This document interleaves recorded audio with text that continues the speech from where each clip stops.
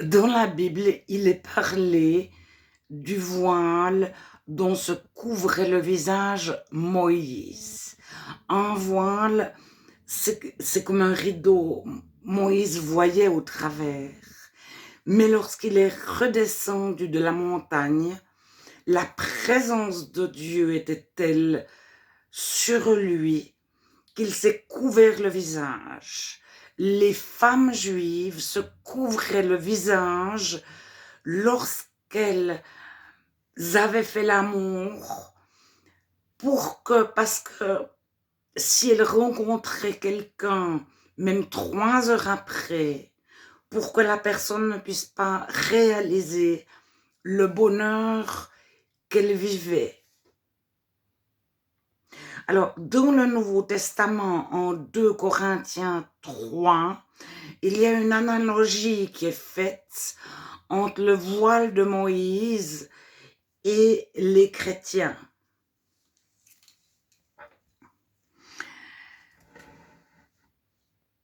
Et donc 2 Corinthiens 3, verset 7.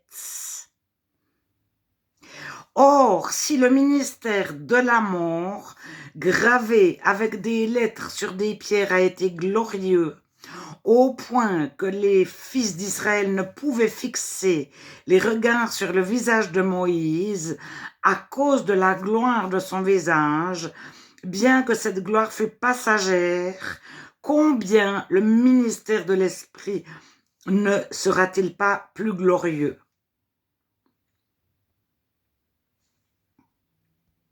Au verset 12. Ayons donc cette espérance, nous usons d'une grande liberté, et nous ne faisons pas comme Moïse qui mettait un voile sur son visage pour que les fils d'Israël ne fixassent pas les regards sur la fin, sur la finalité, sur le but de ce qui était passager.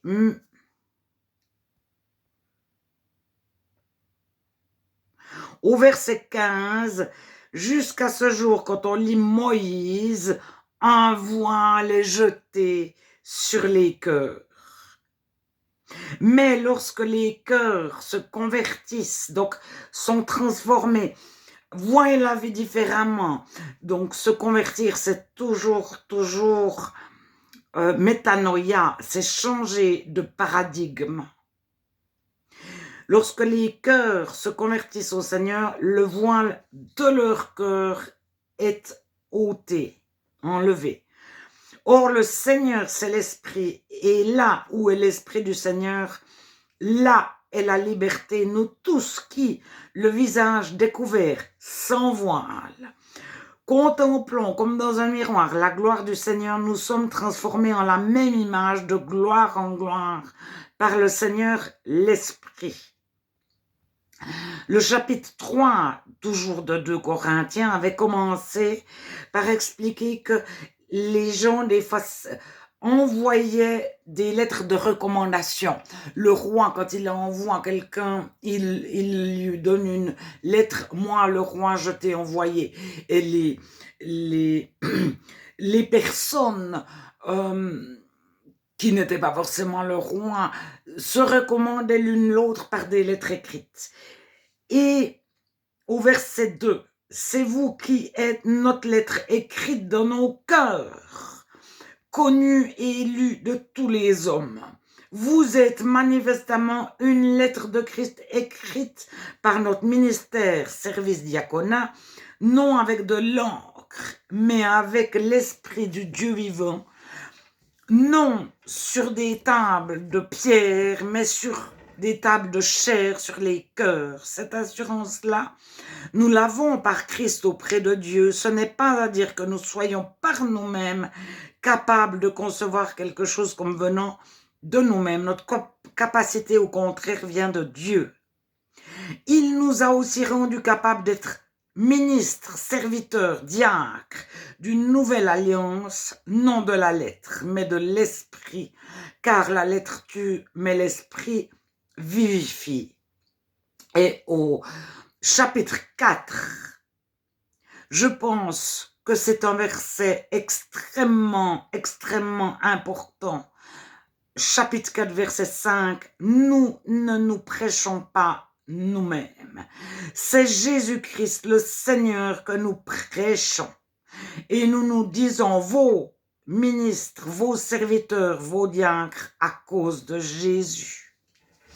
Et la très grande différence entre le chrétien et le non-chrétien, c'est que le chrétien ne se prêche pas lui-même. Il ne dit pas « moi je suis quelqu'un », il dit « regardez vers Jésus ». Il n'annonce pas un livre, il ne recommande pas un homme, une femme, une dénomination. Que ce soit la dénomination catholique, protestante, pentecôtiste, salutiste, méthodiste, etc., etc.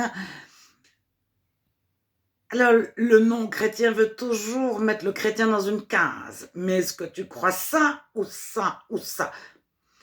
Quel homme ou quelle femme suis-tu? Qui t'a enseigné? Quel livre as-tu lu? Mais on n'est plus sous la lettre, nous sommes sous l'esprit. La lettre tue, mais l'esprit vivifie. C'est Jésus-Christ que nous prêchons.